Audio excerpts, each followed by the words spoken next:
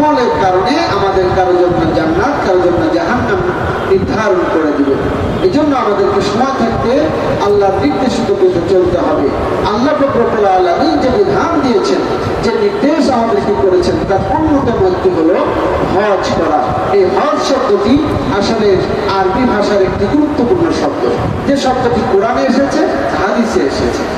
হজ শব্দটিকে দুই কিরাআতে পড়া যায়, অর্থাৎ দুই ভাবে পড়া যায়। একটি হচ্ছে আল হজ্জু, আর একটা হচ্ছে হিজ্জু, অর্থাৎ হা বর্ণে জবর দিয়ে অথবা হা বর্ণে জের দিয়ে, দুটোই সম্ভব।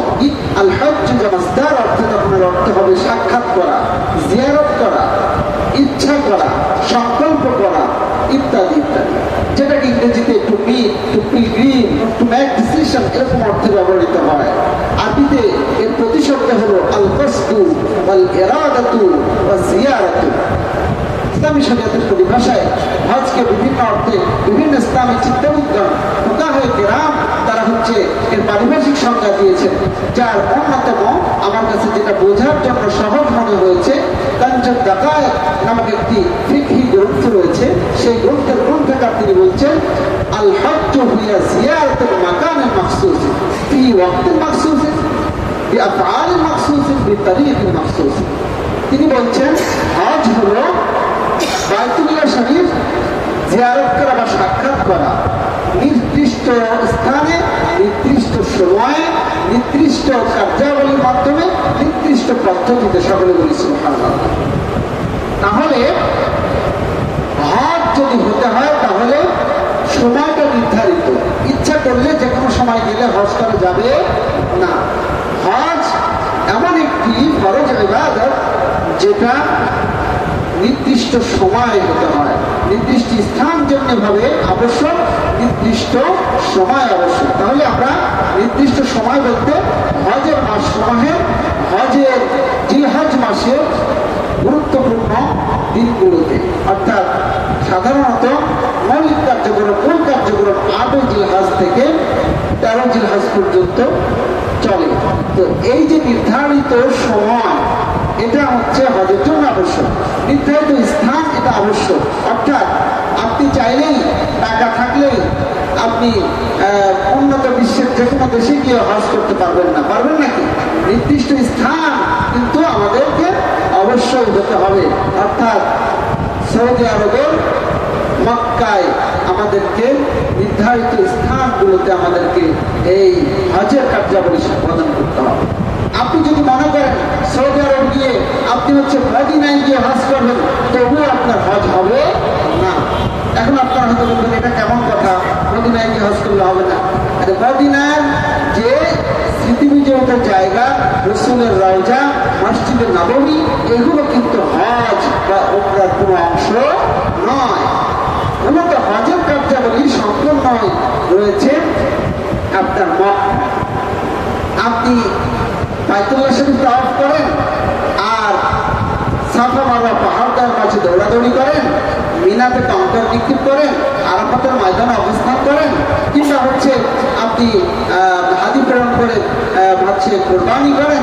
এছাড়া আপনি আরো অন্যান্য যে গুরুত্বপূর্ণ কার্যাবলী, জমজমের পানি পান করেন, এগুলো সবই মক্কা শরীফের সকলে সুবহানাল্লাহ। এটার একটাও কিন্তু মদিনায় নয়। যদিও মদিনা এটা হচ্ছে সৌদি আরবের একটি গুরুত্বপূর্ণ শহর। এটা কেন বেশি স্মৃতি বিজড়িত? তার কারণ হলো এই মক্কা থেকে মদিনায় হিজরত করে রাসূলুল্লাহ সাল্লাল্লাহু আলাইহি ওয়াসাল্লাম গিয়েছিলেন তার সাহাবা আজমাইন সহ। সেখানে তিনি ইসলামিক রাষ্ট্র কায়েম করেছিলেন, যার সর্বাধিনায়ক, যার প্রধান ছিলেন আমাদের প্রিয় নবী হযরত মুহাম্মদ সাল্লাল্লাহু আলাইহি ওয়াসাল্লাম। সেখানে আল্লাহ রাসূলের স্মৃতি বিজড়িত অনেক কিছু রয়েছে। বিশেষ করে আল্লাহ রসুলের হাতে গড়া সে মসজিদে নববী রয়েছে। সেখানে রয়েছে আল্লাহ রসুলের হচ্ছে থাকার জায়গা, হচ্ছে যেখানে তিনি বসবাস করতেন। এরপরে সেখানে রয়েছে রসুলের রওজা, যেটাকে রাউযাতুম মিন রিয়াজিল জান্নাহ বলা হয়, অর্থাৎ জান্নাতের একটি অংশ। সেখানে আরো রয়েছে জান্নাতুল বাকি। কি রয়েছে? জান্নাতুল বাকিটা কিন্তু মক্কায় নয়, বরং জান্নাতুল বাকি কোথায়? মদিনায়, মাকবারাতুল মুআল্লাকা, যেখানে হযরত খাদিজা রাদিয়াল্লাহু আনহার কবর রয়েছে, সেটা রয়েছে মক্কায়।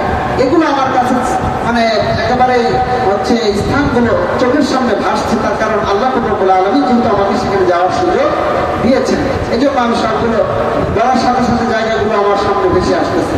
এই জন্য সকলেই আসলে যাওয়া দরকার। আল্লাহ রাব্বুল আলামিন প্রত্যেককে সাধ্য সামর্থ্য দান করেন এবং আল্লাহ রাসূলের স্মৃতি যেহেতু সেই জায়গা মক্কা মদিনায় ঘুরে ফিরে দেখবার, ইমান চেতনা ভক্তি জাগ্রত করবার, শক্তিশালী করবার, মজবুত করার তৌফিক দান করেন সকলে বলে আল্লাহুম্মা। প্রিয় হাজিরিন, আমার একান্ত প্রিয় আপনাদের, তো যে কথা বলছিলাম, হজ হলো নির্দিষ্ট স্থান এবং নির্দিষ্ট সময় এটা হতে হবে। শুধু তাই না, হজ করতে হলে অবশ্যই আপনাকে নির্দিষ্ট কার্যাবলী সম্পাদন করতে হবে।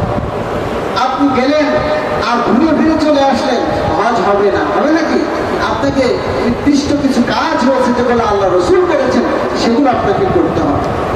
এবং আপনি যেই কাজগুলো করবেন আপনার ইচ্ছা অনুযায়ী নিজের বানানো পদ্ধতিতে হওয়া যাবে না, বরং আল্লাহ রাসূল দেখানো নির্দেশিত সাহাবায়ে কেরামদের কৃত সেই তরিকা অনুযায়ী আপনার আমার হজ বা উমরা হতে হবে।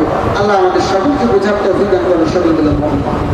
আমি এতক্ষণ যেটা বললাম সেটা হলো হজের পারিবারিক সংজ্ঞা এবং তার বিশ্লেষণ। প্রিয় হাজিরিন, তো এই হজের অনেক অনেক অনেক গুরুত্ব রয়েছে। ইসলামের যে 5টি বেনা বা ভিত্তি রয়েছে যার উপরে ইসলাম দাঁড়িয়ে আছে। আচ্ছা বলেন, একটা ঘর যদি খুঁটি না থাকে, ঘর কি সেই দাঁড়িয়ে থাকতে পারবে? ঘরের সে ছাদ কি দাঁড়াবে? ঘরের উপরে যে চাল দিবে সে চাল কি থাকবে? থাকবে না। ঠিক এমনি ভাবে দৃষ্টান্ত দিয়ে বলা হয়েছে ইসলামের বেনা বা ভিত্তি 5টি খুঁটির উপরে। সেই 5টি খুঁটি কি কি? একটি হচ্ছে কালেমা, তারপরে নামাজ, তারপরে রোজা, এরপরে হজ, এরপরে যাকাত। এই 5টি বিষয়ের ভিতরে কি হজ আছে প্রিয় ভাইরা? আছে। তাহলে বুঝতে হবে যে গুরুত্ব কতটা। প্রিয় হাজির, বুখারী শরীফের প্রথম খণ্ড একটি হাদিস আপনাদের কাছে শুনিয়ে যায়, যেখানে এই বিষয়ে আল্লাহ রাব্বুল আলামিনের প্রিয় হাবিব নির্দেশনা দিয়েছেন, জানিয়েছেন।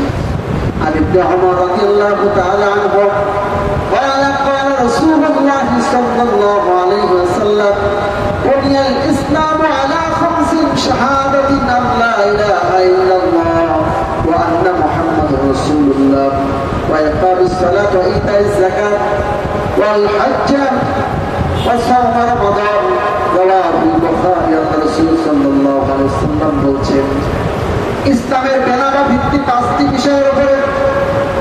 1 নম্বরে হলো এ কথার সাক্ষ্য দেওয়া যে আল্লাহ ছাড়া কোনো উপাস্য নেই, আল্লাহ ছাড়া কোনো মাবুদ নেই, আল্লাহ এক এবং অদ্বিতীয়, তার কোনো শরীক নেই। হযরত মুহাম্মদ সাল্লাল্লাহু আলাইহি সাল্লাম আল্লাহর বান্দা এবং রাসূল। এবং নামাজ প্রতিষ্ঠা করা, যাকাত প্রদান করা, সামর্থ্য লাগলে হজ পালন করা, হজ আদায় করা।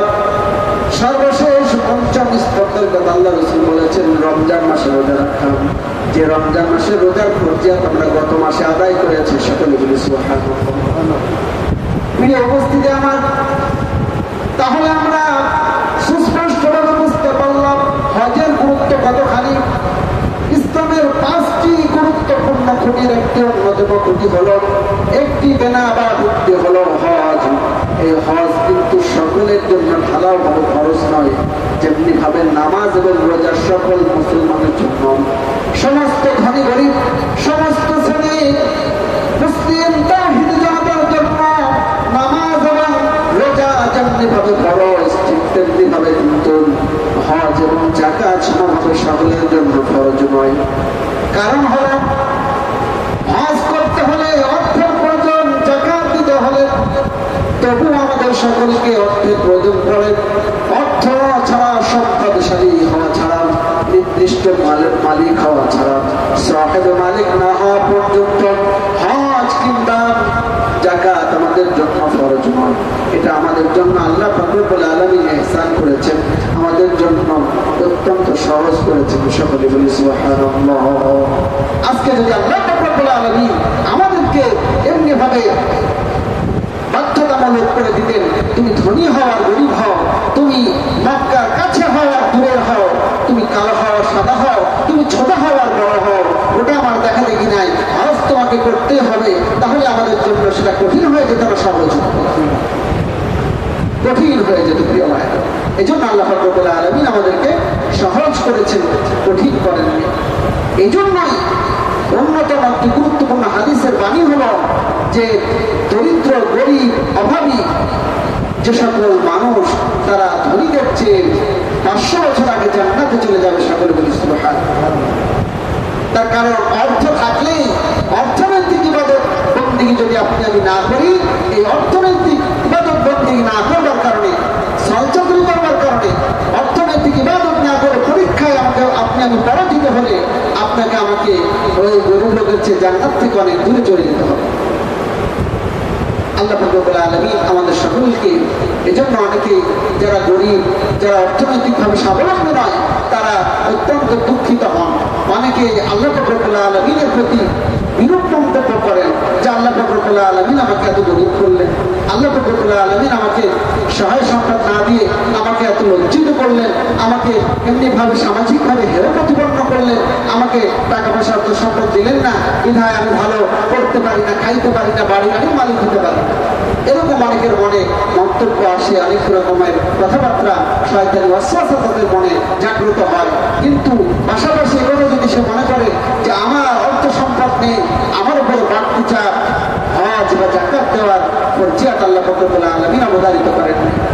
আমাকে এমনিভাবে অর্থ থাকলে যেমনিভাবে মানুষ মানে শান্তির কারণে মানুষ বেশি বেশি বিলাস জীবনযাপন কারণে আল্লাহকে ভুলে যায়, আমি তাকে তার থেকে আল্লাহ রাব্বুল আলামিন আমাকে বাঁচিয়েছেন। কথা বলে ঠিক না বেশি?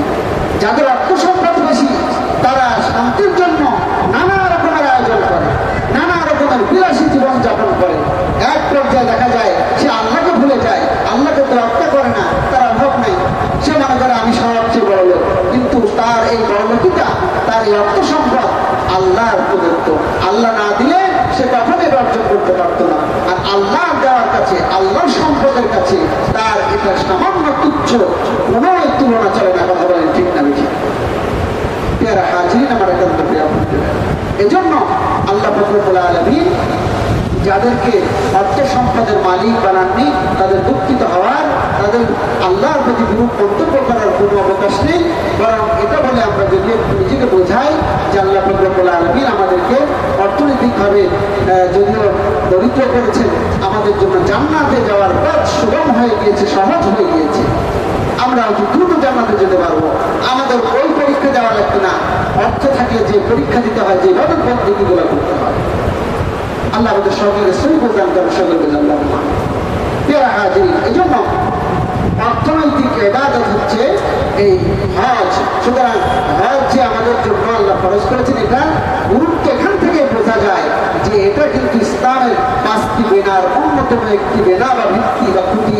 সুতরাং 5টি বিষয় যদি একটি হয় সেটার গুরুত্ব কম নয়। আল্লাহ রাসূল সেটা আমাদেরকে জানিয়েছেন। হজ করা আমাদের জন্য ফরজ, এটা ওয়াজিব বা সুন্নাত নয়। আমরা কিভাবে বুঝতে পারলাম হজ করা আমাদের জন্য ফরজ? আল্লাহ রাব্বুল আলামিন কোরআনুল কারীমের সূরা আলে ইমরানের 97 নম্বর আয়াত কারিমায় সুন্দরভাবে হজের ফরজিয়ত সম্পর্কে আমাদেরকে জানিয়েছেন। সকলে বলেন আল্লাহু আকবার। আল্লাহ রাব্বুল আলামিন বলেছেন, ওয়ালিল্লাহি আলান নাসি হাজ্জুল বাইতি মান ইসতাতা'a ইলাইহি সাবিলা। আল্লাহ বলছেন ওয়ালিল্লাহি আলান নাস, মানুষের উপরে, মানুষের জন্য আল্লাহর পক্ষ থেকে হিজ্জুল বাইতা তথা বাইতুল্লাহ শরীফে হজ করা, ইলাইহি সাবিলা, সে পথে যারা যেতে সক্ষম, সে পথে যারা অর্থাৎ বাইতুল্লাহ শরীফ তাওয়াফ করবার জন্য সে পথে যেতে যারা সক্ষম, সে সকল মানুষদের জন্য আল্লাহর পক্ষ থেকে গুরুত্বপূর্ণ ফরজ বিধান হলো হজ। সকল বলি আলহামদুলিল্লাহ। আল্লাহ যত বিধান দিয়েছে এই মানবতার জন্য, তার মধ্যে কল্যাণ রয়েছে না কল্যাণ রয়েছে? সকলে বলেন কল্যাণ না কল্যাণ? কল্যাণ রয়েছে। আমরা অনেক কিছু বুঝতে পারি, অনেক কিছু বুঝতে পারি, এটা আমাদের অযোগ্যতা, আমাদের সীমাবদ্ধতা। কিন্তু আমরা যদি একটু বিশ্লেষণ করি, একটু গবেষণা করি, আমরা যদি একটু ভালোভাবে ভাবি, দেখবো তাতে আমাদের জন্য কল্যাণ রয়েছে। আল্লাহ রাসূল সাল্লাল্লাহু আলাইহি ওয়াসাল্লাম বলেছেন, যদি কেউ হজ করে তার জীবনের অন্যায় পরিহিত পাপাচার এগুলো এমনি ভাবে দূর হয়ে যায় যেমনি ভাবে লোহা সোনা রূপা থেকে এগুলোকে যখন আগুনে জ্বালানো হয় স্বর্ণকার বা তামাকা যখন এগুলোকে হাঁপড়ে এমনি ভাবে এইভাবে দূর হয়ে যায়, ঠিক তেমনি ভাবে মানুষের যে আমাদের জিন্দগি থেকে তার পাপ অন্যায় অপরাধগুলো দূর হয়ে যায় সকলে বিশ্বাস। শুধু তাই না, আল্লাহ রাসূল আরো জানিয়েছেন হজ আমরা করলে আমাদের জীবনের স্বাবলম্বিতা আসে, আমাদের আল্লাহ রাব্বুল আলামিন তিনি সচ্ছলতা দান করবেন সকলে বিশ্বাস। সুতরাং এখান থেকে হজের গুরুত্ব আমরা সহজে অনুমান করতে হয়। পেয়ারা হাজির, হজ করলে আমাদের জন্য আল্লাহ রাব্বুল আলামিন অনেক বিধান রেখেছে। عن أبي هريرة رضي الله تعالى عنه قال قال رسول الله صلى الله عليه وسلم العمرة إلى العمرة كفارة لما بينهما والحج المبرور ليس له جزاء إلا الجنة। আল্লাহ রাসূল সাল্লাল্লাহু আলাইহি ওয়াসাল্লাম বলেছেন, এক উমরা থেকে আরেক উমরা, দুই উমরার মধ্যবর্তী সময়ে গুনাহ সমূহের কাফারা হয়ে যায়, গুনাহ সমূহের মাফি হয়ে যায়, ক্ষমা হয়ে যায়। আর যে হজগুলো মাকবুল হজ হবে, হজ মাবরুর হবে, অর্থাৎ কবুল হজ হবে, তার একমাত্র প্রতিদান হলো আল্লাহ রাসূলের ভাষ্য অনুযায়ী জান্নাত ছাড়া আর কিছু নাই। সকলে বলি সুবহানাল্লাহ। ওয়াল হজ্জুল মাবরুর লাইসা লাহু জাযাউন ইল্লাল জান্নাহ। আর হজ মাবরুর অর্থাৎ পূর্ণময় পরিপূর্ণময় হজ, কবুল গ্রহণযোগ্য হজ, এটার একমাত্র প্রতিদান হলো জান্নাত। সকলে বলি সুবহানাল্লাহ। এই জন্য আমাদেরকে এই হজের ব্যাপারে গুরুত্ব দিতে হবে। হজের গুরুত্বপূর্ণ গুরুত্ব সম্পর্কে আমাদেরকে অবশ্যই অনুধাবন করতে হবে, গুরুত্ব সম্পর্কে মানুষদেরকেও জানাতে হবে। আল্লাহ তৌফিক দান করেন সকলে বলি আল্লাহুম্মা আমিন। সম্মানিত হাজির, ইবনে শামাসা আল মাহরি রাহমাতুল্লাহি আলাইহি থেকে বর্ণিত, তিনি বলেন আবু আব্দুল আস রাদিয়াল্লাহু তাআলা আনহু এক সময় অত্যন্ত অসুস্থ হয়ে পড়েন। তার মুমূর্ষ অসুস্থ থাকা অবস্থায় এবং মুমূর্ষ অবস্থায় তার শয্যা পাশে আমরা তাকে দেখার জন্য উপস্থিত হয়ে গেলাম। এরপরে আমরা তাকে যখন দেখলাম, তিনি অত্যন্ত কান্নাকাটি করা শুরু করে দিলেন। এরপরে তিনি দেয়ালের দিকে নজর দিয়ে দেয়ালের দিকে আড়াল করে নিজেকে নিজের মুখ ঢাকলেন।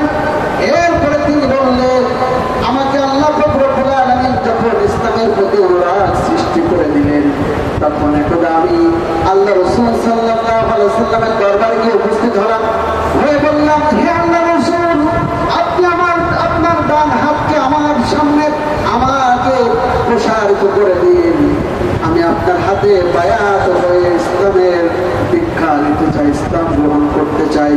যখন আল্লাহ রাসূল তার ডান হাতকে প্রসারিত করে দিয়েছেন, এগিয়ে দিলেন, তখন আমার আব্দুল আস রাদিয়াল্লাহু তাআলা আনহু তার হাতকে গুটিয়ে দিলেন।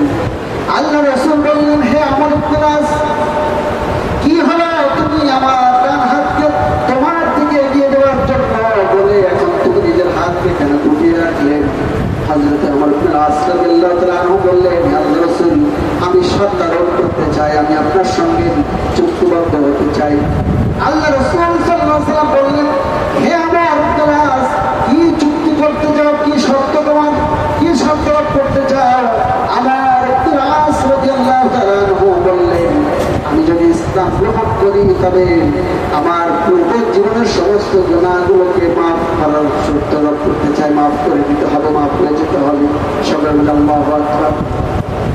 আল্লাহ রাসূল সাল্লাল্লাহু আলাইহি ওয়াসাল্লাম বললেন, হে আমার আব্দুল আস, তুমি কি জানো না ইসলাম গ্রহণ করলে মানুষের জীবনের সমস্ত গুনাহগুলো মাফ হয়ে যায়? সকলে বলে সুবহানাল্লাহ। শুধু এখানে শেষ নয়, তিনি আরো বললেন, হে আমার আব্দুল আস, তুমি এটাই শুধু জানো না, বরং যদি কেউ হিজরত করে তাহলে তার পূর্বের জীবনের আল্লাহ রাব্বুল আলামিন সমস্ত গুনাহগুলোকে বিনাশ করে দেন। শুধু তাই নয়, যদি কেউ হজ করে তাহলে আল্লাহ রাব্বুল আলামিন তার জীবনের সমস্ত গুনাহগুলোকে বিনষ্ট করে দেন। সকলে বলে আল্লাহু আকবার।